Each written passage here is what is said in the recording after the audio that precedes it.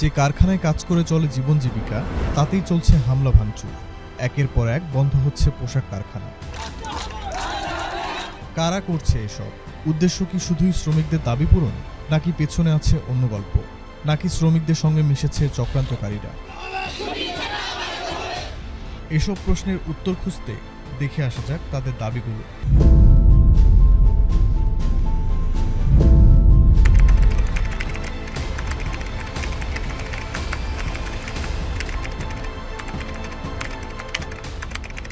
এমন দাবি আগে কখনো উত্থাপিত হয়নি। মালিকপক্ষ যৌক্তিক দাবি মেনে নিয়ে শ্রমিকদের কাজে ফেরার অনুরোধ জানিয়েছে। তবু আন্দোলন চলছে। তাই ধরাই যায় দাবিগুলো শুধু অস্থিরতা বাড়াতে। বিগত কয়েক দিন ধরে শ্রমিক আন্দোলন, এরপর ছাত্র আন্দোলন, কোটা আন্দোলনের মধ্য দিয়ে দেশটা নানানভাবে অস্থিতিশীলতা দেখা দিছে। এরই মধ্যে কিছু কিছু গার্মেন্টসে আপনার স্যালারি বন্ধ করে দেওয়ার কারণে শ্রমিকরা আন্দোলন করতেছে। শ্রমিকদের পাশাপাশি বাইরের আরও কিছু লোক এই আন্দোলনের সাথে জড়িত হওয়ার কারণে দেশের মধ্যে আবার নতুন করে অস্থিতিশীলতা দেখা যাচ্ছে। এই গরিব কান্ট্রিতে আমরা যারা গার্মেন্টস শ্রমিক, তারা সবাই মধ্যবিত্ত পরিবারের সন্তান। আর আমরা চাই না কখনোই যে গার্মেন্টসে আন্দোলন হোক।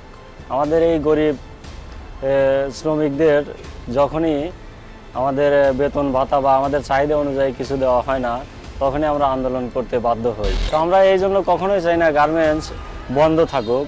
তো আমাদের চাহিদাগুলো মেনে নিয়ে যদি গার্মেন্টস সচল থাকে, আমরা তাতেই খুশি, আমাদের পরিবারও সঠিকভাবে চলবে। শ্রমিকদের দাবি নিয়ে নানা সময় কথা বলে নেতারাও ষড়যন্ত্রের গন্ধ পাচ্ছেন। তারা মনে করেন নতুন সরকারকে বেকায়দায় ফেলতে এসব ষড়যন্ত্র হতে পারে। আমরা ইদানিং যেটা মনে করতেছি, এটা হতে পারে যে আন্তর্জাতিক একটা ষড়যন্ত্র এখানে থাকতে পারে, কিন্তু কনফার্ম না।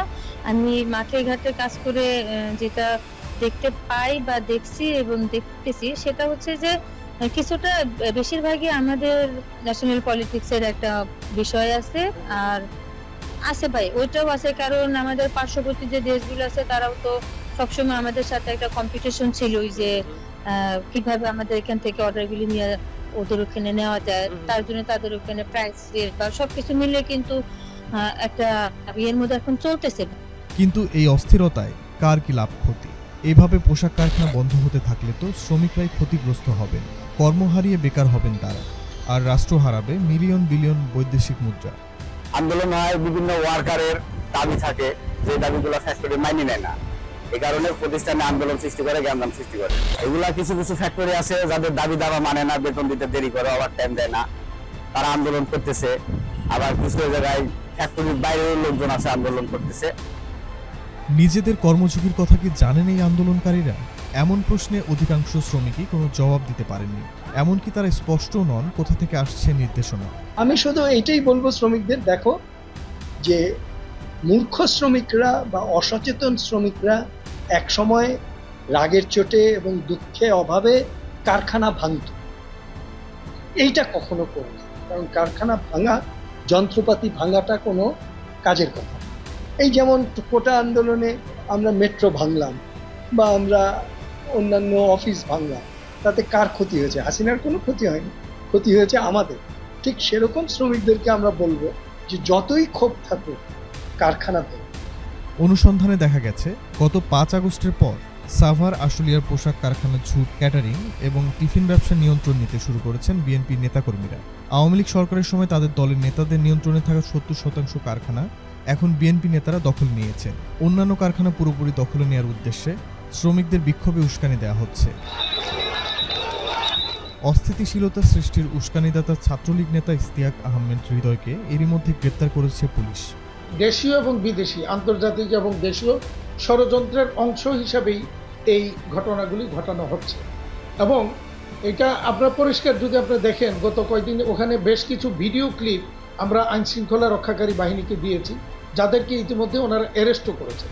এরা কারা সেখানে আইডেন্টিফাই হয়েছে। নর্দার্ন ইউনিভার্সিটির এক ছাত্রলীগ নেতা, ল ডিপার্টমেন্টের ছাত্রলীগ নেতা, সে সেখানে দাঁড়িয়ে শ্রমিকদেরকে উস্কানি দিচ্ছে। তো এইভাবে কিন্তু বিভিন্ন স্বার্থান্বেষী মহল, গোষ্ঠী, তারা সেখানে নানাভাবে এই শ্রমিকদেরকে উস্কানি দিচ্ছে, দিয়ে তাদেরকে রাজপথে নামিয়ে সেখানে এই অরাজকতা তৈরি করছে। চলমান এমন অস্থিরতা নিয়ে শঙ্কিত বিশেষজ্ঞরা। রপ্তানিমুখী এই শিল্পকে বাঁচাতে সংশ্লিষ্ট সবাইকে দায়িত্বশীলতার পরিচয় দেওয়ার পরামর্শ তাদের। বিশৃঙ্খলা যেটা বা আইন শৃঙ্খলার যে ব্যত্যয় সেটা কারোরই কাম্য না। এটা উদ্যোক্তাদের জন্য ক্ষতির কারণ। তারা ব্র্যান্ড বায়ার যারা আছে যাদেরকে সময় মতো তাদের দিতে হবে, সেখানে তাদের কিন্তু ব্যবসা চলে যায়। সেটা চলে গেলে কিন্তু শ্রমিকরাও কাজের সুযোগ পাবেন না। আবার অন্য দিক থেকে শ্রমিকরা যাতে একটু ভালোভাবে থেকে খেয়ে থাকতে পারেন সেটার দিকেও তাদের নজর দিতে হবে। আমার মনে হয় যে এখন যে উদ্যোগটা নেওয়া হচ্ছে অন্তর্বর্তীকালীন সরকারের উদ্যোগে, তারা নিম্নতম মজুরিও পর্যবেক্ষণ করবেন, তারা সেগুলো রিভাইজ করারও চিন্তা ভাবনা করছেন। তো সেটা একটা ইতিবাচক আমার মনে হয়। প্রতিদ্বন্দ্বী দেশগুলো চায় আমাদের এখান থেকে কাজের অর্ডার তাদের দেশে চলে যায়। এজন্য কেউ কেউ প্রতিদ্বন্দ্বী দেশগুলোর সম্পৃক্ততাও আশঙ্কা করছেন এতে। প্রবলেম হচ্ছে আমাদের যেটা আশঙ্কা যে আমাদের নভেম্বর ডিসেম্বরে যে অর্ডারগুলি পাওয়ার কথা ছিল, এইখান থেকে একটা অংশ বায়াররা হয়তো সরায় অন্য আমাদের কম্পিটিটিভ যে কান্ট্রিগুলি আছে তাদের কাছে দিবে একটা অংশ, যাতে তারা তাদের প্রোডাক্টটাকে এনশিওর করতে পারে, তাদের র্যাকে গুডস উঠবে, ওই প্রোডাক্টটা এনশিওর করতে পারবে। পেছনে যারাই থাকুক বা ষড়যন্ত্র যত বড়ই হোক, তার সমাধানে আপ্রাণ চেষ্টা চালাচ্ছে সরকার। এমনটিই জানিয়েছেন শ্রম ও কর্মসংস্থান বিষয়ক উপদেষ্টা আসিফ মাহমুদ সজীব ভুইয়া। এখানে ষড়যন্ত্র যে নেই তাও কিন্তু না।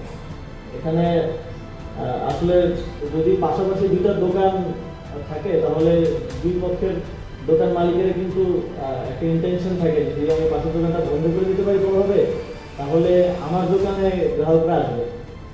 তো আমরা এটা কিন্তু অলরেডি দেখতে পাচ্ছি। ইতিমধ্যে আপনারা জানেন যে বেকার যুব সংঘ সহ আরো অনেক ভিন্ন ভিন্ন নামে যে বহিরাগতরা শ্রম অঞ্চলগুলোতে অসন্তোষ তৈরির চেষ্টা করছিল, তাদেরকে ইতিমধ্যে কন্ট্রোলে আনা হয়েছে এবং অনেক ক্ষেত্রে গ্রেফতারও করা হয়েছে। এবং আমরা এ ধরনের যারা শিল্পাঞ্চলের সাথে সম্পর্কিত না, যারা শ্রমিক না, যারা এই ধরনের কার্যক্রম ঘটাচ্ছে বা ঘটানোর চেষ্টা করবে, তাদের ব্যাপারে আমরা সর্বোচ্চ কঠোর অবস্থান নিব, তাদেরকে কোনোভাবেই ছাড় দেওয়া হবে না। সিফাত তন্ময়, ডেইলি বাংলাদেশ।